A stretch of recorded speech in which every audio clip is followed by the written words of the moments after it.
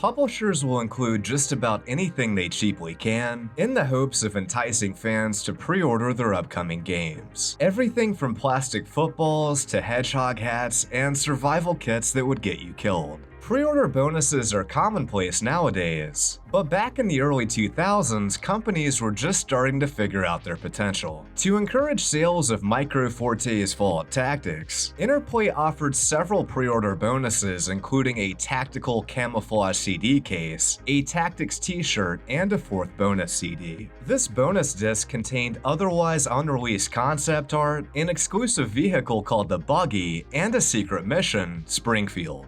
Typically, pre-order bonuses are now wrapped up into a Game of the Year edition or later made available as DLC, but no other option to attain this mission was ever released. This is possibly due to the fact that Microforte's Canberra studio was shut down right after Tactics finished development. This almost meant that only the few players who actually pre-ordered the game would ever get to play the entire campaign or use all of the vehicles. Except that the bonus disc didn't really have much on it. The mission and vehicle are already in the game files of the base game, they just aren't accessible until you've installed the bonus CD. The main function of installing this CD was changing a single line of code called Bonus Mission in the Brotherhood of Steel CFG file from false to true. Surprisingly, this code wasn't encrypted or even slightly hidden either. It's literally a Word document that can be accessed by unzipping one of the game files. So of course it didn't take players long to discover this, and soon guides started popping up showing others how to play this otherwise inaccessible level.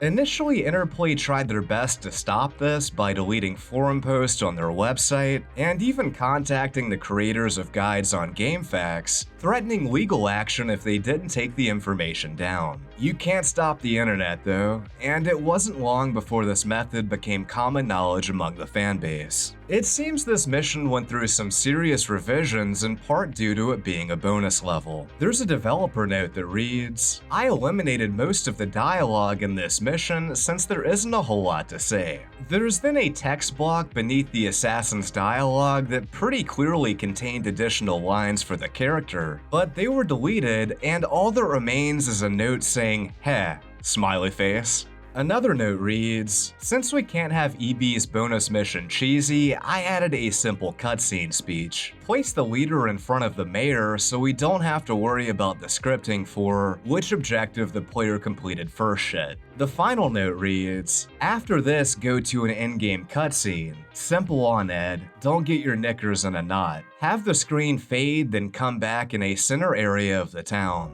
Have the mayor addressing the crowd, ghouls, and humans. He doesn't have to move. The mayor will give a speech followed by applause and boos. Cutscene ends and the player can now leave the map." The mayor's name in the final game is Mayor Avalone, which is an homage to Chris Avalone. However, the character's internal unused background suggests he had an entirely different name earlier in development. After the previous mayor disappeared under suspicious circumstances, Samson was voted in as a puppet mayor, but he took to his new power and started causing trouble. The mission itself is a reference to Springfield from The Simpsons, and has locations like Joe's Tavern, a store called Donut World, a statue that's an homage to the one of Jebediah Springfield, and there's even a nuclear power plant that has 2 cooling towers at the edge of the town. From a player perspective, Springfield feels like a rushed level, and this is most apparent in its audio design. Several sound zones for ambient music were set up in various parts of the map, like sounds for flowing water in a factory, but no sounds were ever linked to them. As a result, I'm pretty sure this is the only mission in the campaign that has no ambient sounds. You'll also notice some purple tiles on the roof of a building right at the start of the mission. Pink tiles were used in the engine to make the roof tiles of buildings invisible when the player travels inside an interior, but they're never supposed to be visible. The mission revolves around rescuing the mayor of the town from assassins, but if the mayor is killed, the death screen is shown instead of the mission failure screen that should have appeared. This is an oversight that appears in many of Tactics missions. The only scripting setup for failing this mission is when the mayor dies, so you can literally kill everyone else in the town and no one mentions anything about it. As far as I can tell, it doesn't even affect your reputation, despite the town being an important resource for the Brotherhood. There's a guard named Carino found at the start of the level, but the variables for one of his floating lines was set up incorrectly and never plays as a result. The line was, "I have a feeling the subhumans are behind this." You did get one particularly cool supplement for pre-ordering it though. The bonus CD also contained Fallout Warfare, Wargaming in the Fallout universe. This was a rulebook for a tabletop wargame created by Fallout 1 lead designer Chris Taylor. It uses a modified rules-light version of the special system and includes multiple game types, unique units, weapons, items, character races, and even vehicles. There's also printable paper miniatures for all of Tactic's major factions like the Beast Lords, Reavers, and Robots. I love tabletop RPGs, and even though this is more of a war game, it's still pretty fucking cool.